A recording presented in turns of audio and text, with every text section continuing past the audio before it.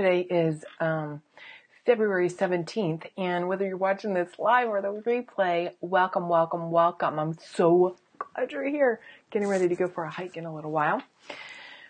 First thing first, starting tomorrow, Monday the 18th through Friday the 22nd, every day I'm going to go over a blind spot or fear that is in the way of having every single thing that you want.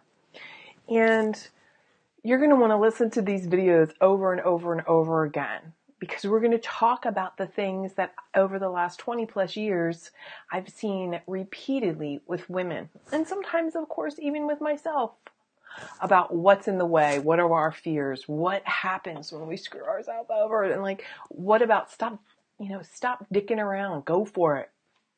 Today, though, we're going to talk about 3 lies that we tell ourselves. And so I'm sorry, I just literally spilled a cup of coffee, and so my little note went somewhere. 3 lies that we tell ourselves. Here it is. Ready? Number 1. It's good enough. Women are notorious for settling. Stop settling. Whenever I talk about not being in a place of it's good enough, people always ask me, why do you tell women not to settle for it's good enough? Because aren't there times in life when you think, well, life is pretty good. This is, good enough.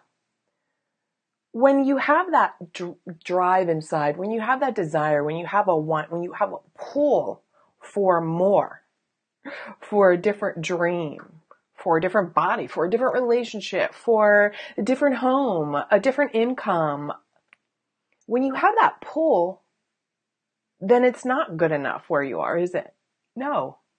You have this pull, this desire, this dream, this want for a reason. And so when you ignore that reason, that desire, that dream, that goal, that want, that thing that's calling for you, and you in your head tell this lie, where I am right now is good enough, it's painful, isn't it? And you are here for more. You are here for abundance. You are here for greatness. You are here for grandeur. And whatever that looks like to you. For some people, having a great, big, huge life means they live in a condo where they don't have to take care of a yard. For other people, it's they want that $5 billion house. For other people, they want to touch 1 million people. Millions of people. For other people, if they touched one person deeply every day. So what's grand for you is perfect. It doesn't have to be what somebody else wants. See, the thing is that so many times we compare ourselves, right? We compare ourselves, and they're like, that woman over there, she's doing something so big. I could never do that. So what I'm doing is good enough. You don't have to do what Sally Sue over there is doing. It's okay. You don't have to do that. You get to do what you want to do. So ask yourself over the next few days, when you catch yourself settling, when you catch yourself in that moment of, it's not that big of a deal. It's good enough. I shouldn't want that. It seems so silly that I even have these desires. What's the big deal about? When you have those moments, stop. Give yourself grace. Allow yourself to dream what you want.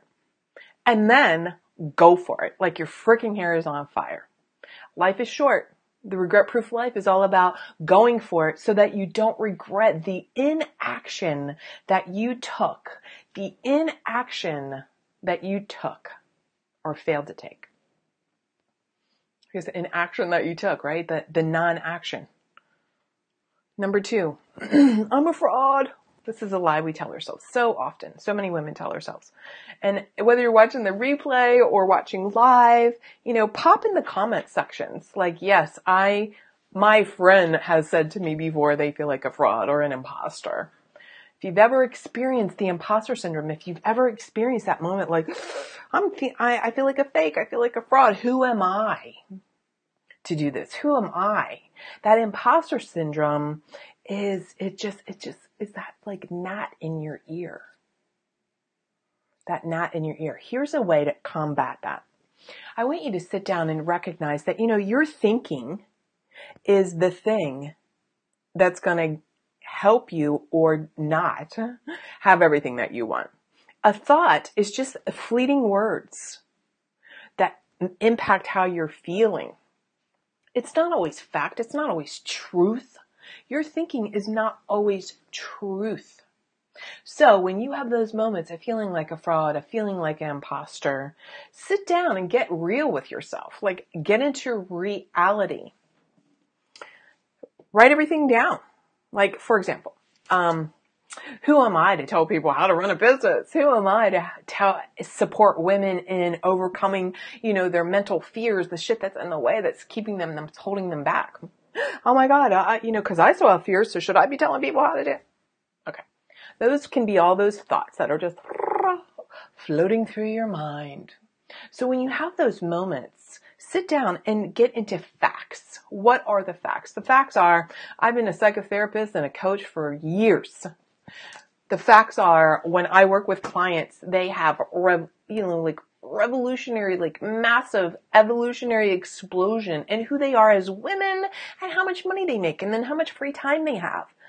Fact, I have a system for building a business. Fact, I have a system for overcoming our limiting beliefs. So when I can write things down factually, instead of just that floating head, that imposter, that, oh my God, I feel like a fake, or who am I to say that? Or suddenly we go brain dead, right? It's almost like we go brain dead that we even know anything. Recognize these are just these thoughts. You have to allow these thoughts to flip through because they impact so much. Can I get a high five? Can I get a love? Can I get some hearts? That you get that sometimes your thoughts, they're just not real. They're not the truth. So get into truth, get into fact, or write them down. So when I can write down fact, I did this, my clients do this, I do this, I'm a great mom.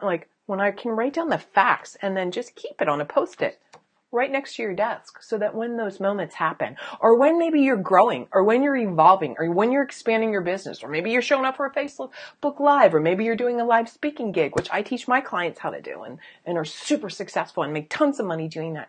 But then there's a moment, right, where you show up and you're kind of a little bit. Review your facts. Look at your testimonials from clients. I have behind me right here in this bucket, where this Kleenex box is, cards from people. Thanks, Mary. I really appreciate how you helped me do this. Thanks, Mary. Connect with what's the truth. Because it's easy to fall prey to that imposter syndrome sometimes. And I'm going to have an actual workshop on that coming up in the future. The third lie that we tell ourselves is that I don't really need that. And that's kind of along the lines of good enough. This is good enough. But when we say, I don't need that, I don't need to do that, that's that moment that we're keeping ourselves small. I don't need to build a huge empire. I don't need to make a lot of money. I don't need to. So, there's something about what I like to talk about as far as a basement goal and then a sky, endless goal. So when you are in those moments, I don't need that. That's good on a lot of levels, but sometimes it's a lie. It is a lie. So truth, right? It's somebody said to me once, Mary, how many pairs of black pants and shoes do you need? I'm like, well, God, clearly I probably only need one, but sometimes it's okay to have more. So it's really looking at, is it truth? Do you need that? Maybe not. So when you're looking at your money, we talked about this the other day, when you're looking at your money, are you tracking your money? Are you aware of what you're spending? Are you aware of what you're eating? Do you need to eat that fifth cookie? Sometimes you need to actually ask yourself that because you need to be self-aware. But other times we use that, I don't really need that, as an actual lie, as an actual barrier, as actual denial of what we really want. I don't need to write a book. I don't need to be a bestseller. I don't need to be a mom. I don't need to have God, this just really came up for me right now. When I don't think I've ever shared this story. So when I was in an abusive relationship, and I had just gotten so codependent, and so I didn't even know what I wanted anymore. And I remember I was working at Johns Hopkins. I bought myself a little house, a little cottage in Baltimore, and I had 2 cats, and I really wanted a dog. But I would say to myself, I don't need a dog. I wanted this dog. I needed this dog, because that was one of the things that I had somewhere in that whole abuse cycle that happens, thought that, having a dog solidified me as a good person somehow. So in part, I needed to have that dog. I needed to know that I could take care of something. And his name was Gazer, Stargazer. He went hiking with me all the time. He was fantastic. I loved him very much. So it's really looking at, are you saying I don't need that from a place of growth, right? I don't need that 5th cookie. I said that last night. I don't need that 5th cookie. Actually, I ate that 5th cookie and now I feel crappy today. Or are you saying I don't need that from a place of lack? So those are your assignments. Looking at, is it good enough? Am I settling? This is okay. What's the big deal, right? Do you feel like an imposter, a fraud, a fake? How do you overcome that?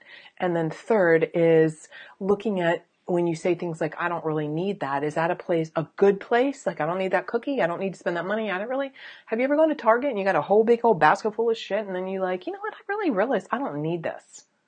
That's growth. When you get to that point that maybe you're realizing you're filling that basket, you're eating that cookie, you're drinking that drink, you're screaming at the kid because you're avoiding something. And other times you need to just ask that because, you have to look at, do I really need that? And maybe, yes, you do. Maybe you need to go for it. Maybe you need to get out of your own self, your own way. Look, tomorrow through Friday, we're going to talk about the 5 blind spots in the way of having everything you want. We're going to talk about the fears that you have. So invite a friend, show up, take notes, jump in the chat. And if that sounds like something that sounds fantastic to you, pop something in the chat. Even if you're watching this replay, say, yes, Mira, I can't wait to hear about the blind spots. Go have a great Sunday. I'm off to go for a hike and I will talk to you later.